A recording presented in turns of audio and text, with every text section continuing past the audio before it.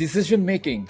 How do you improve a player's decision making, on court decision making, when you train them? Yeah, so we know all behavior and actions. There's a thing called perception-action coupling. So what we perceive in the environment is always linked with an action we take, right? So, we see a cup of water on a table and we act to pick it up, right? So perception-action is always coupled. So in our training, we always want to keep them linked. So the reason sometimes transfer doesn't always happen in training is because there's a lot of on-air training. And on-air training is kind of no defense, premeditated moves. So you're going to go to the elbow, do this move, and then do this move, and then do this finish, right?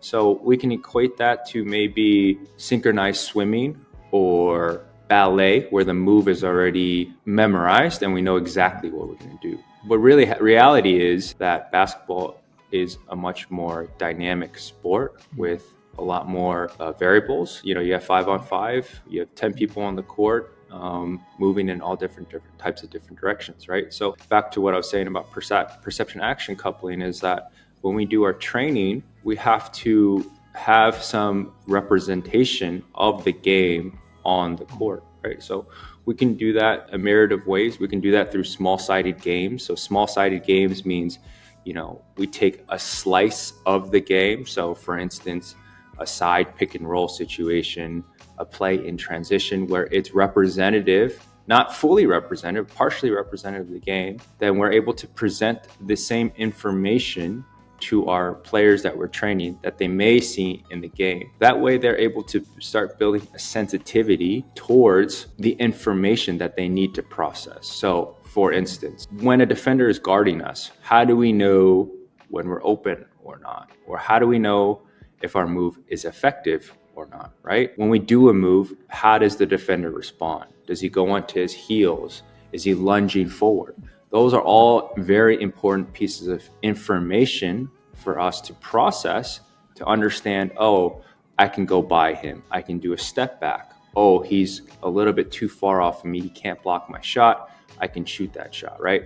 But all of that information, we have to provide a lot of that information for our players in our training to help them build a sensitivity to that information when they go into the game and when they play a live situation, that they have already developed a sensitivity to the information that they need to be processing and reading.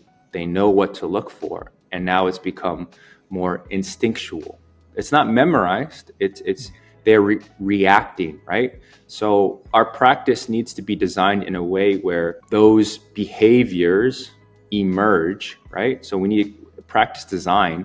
A trainer's main role is to be an architect of practice, right? We need to construct practice in a way that's going to promote learning and growth in our players. That's interesting.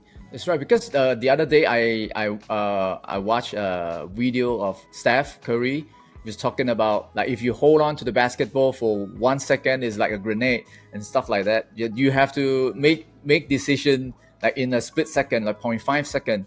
And I think in NBA nowadays that they talk about that 0.5 second basketball and something like that. So you can't hold the ball for longer than like 1 second, and otherwise the chances or the opportunity will be gone. Something like that. Yeah, but you have to train that, right? So the reason why they're able to do that is because Steph Curry is able to process information way faster, 10 times faster than any other player. So as the ball is coming in the air, his eyes are already scanning. Where is the closeout defender coming? Where is the help defense? What is the current situation on are we down by 3? How much time do we have left, right? They're able to process those information because they've done it many times and they know what to look for. Does that make sense? So yep. we can't just say 0.5 second decision. We need to train our athletes to know what to focus their attention to, what to look at, and give them a lot of practice doing that.